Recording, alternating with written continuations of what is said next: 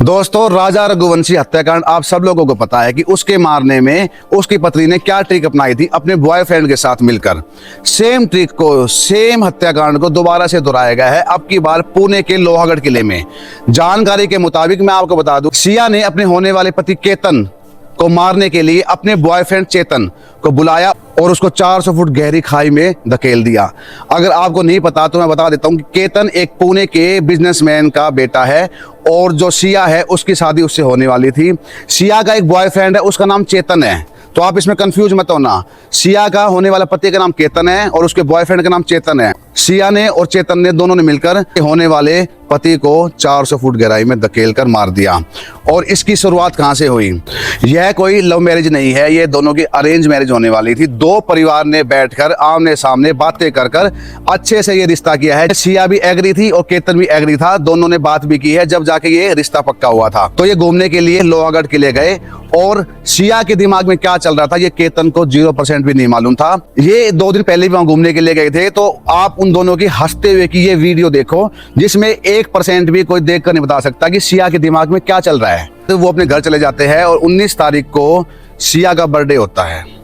वो फिर से अपनी इच्छा जाहिर करती है कि मुझे लोहागढ़ किले में ही जाना है बर्थडे मनाने के लिए। तो केतन भी इस बात से खुश था कि चलो मेरी होने वाली वाइफ है, कहीं मेरे को तो इसको बाहर लेके जाना था, मगर वो अगर वो इंडिया में ही घूमने की अपनी इच्छा जाहिर कर रही है तो उसकी इच्छा को क्यों ना पूरा किया जाए। तो फिर से 19 तारीख को सिया और केतन दोबारा से लोहागढ़ किले जाते हैं और अब की बार सिया ने ऊपर, सबसे ऊपर जाने के लिए अपनी इच्छा जाहिर की। वो टॉप पर चले जाते हैं, वहां से नीचे देखते 400 फीट गहरी खाई थी। तो एक बार सिया उसको डराने की कोशिश करती है कि वो बोलती है कि केतन देखो सांप। तो वो केतन थोड़ा सा घबराता है मगर वो नीचे गिरता नहीं है।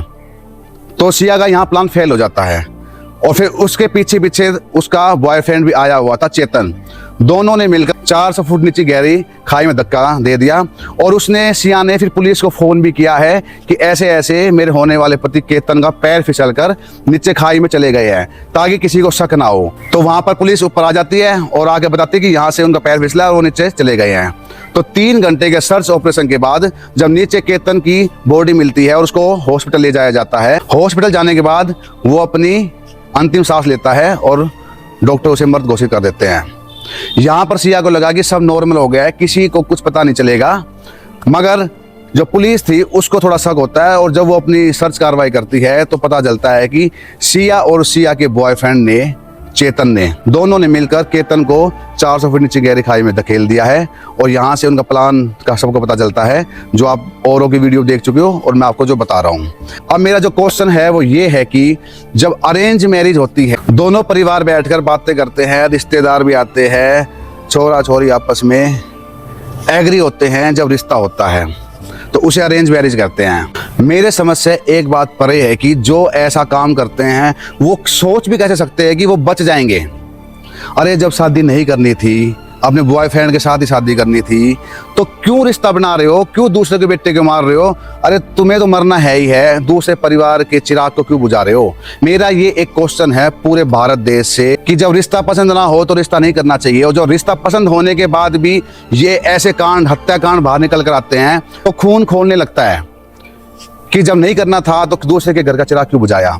ऐसा ही सेम राजा रघुवंशी हत्याकांड में हुआ था और सेम यहाँ पर। दुनिया रुकने वाली नहीं है, उनको ऐसा लगता है कि हम जैसा तुरम खा कोई है नहीं, हम ऐसी साजिश रचेंगे, हम पकड़े नहीं जाएंगे। मगर ये 2026 का भारत है लाडलो, कोई भी कुछ भी कैसी भी हरकत कर लो, अगर तुमने गलत कर्म किए हैं तो पकड़े जाओगे। ये एक मेरा क्वेश्चन है जो मैं आप लोगों से पूछना चाहता हूँ। बाकी भाई कोई भी ऐसा ना करे, क्यों दूसरों के घरों के चिराग बुझा रहे हो? आपकी राय कमेंट में जरूर बताना कि ये जो हुआ है और जो राजा रघुवंशी हत्याकांड में हुआ था उससे भी लोगों को सबक नहीं मिली है। सोचते हैं कि हम जो करेंगे पकड़े नहीं जाएंगे।